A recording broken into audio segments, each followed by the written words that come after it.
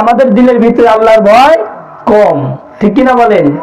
ওই যে একজন লোক, এই এখন তো শীতের দিন না, এই শীতের দিনে বাবা তার ছেলেকে নিয়ে গেছে খেজুর গাছে রস চুরি করার জন্য।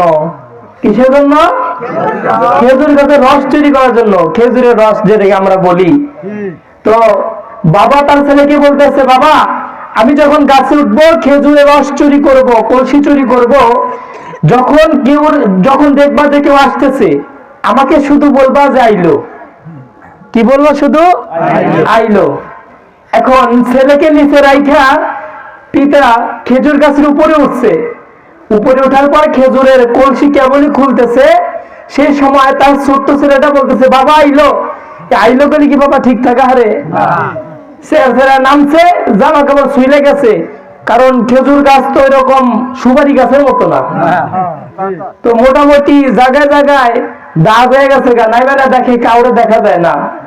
তো এখন ওই বাবা তার সন্তানকে ধমক দিছে, আরে বেটা তুই আমারে বলি যে কেউ আসতেছে, আমি তাড়াহুড়া করে নামছি, আমার শরীরে দেখ কি অবস্থা হয়ে গেছে, জায়গায় জায়গায় কাইটা গেছে গা, কাউকে তো দেখি না।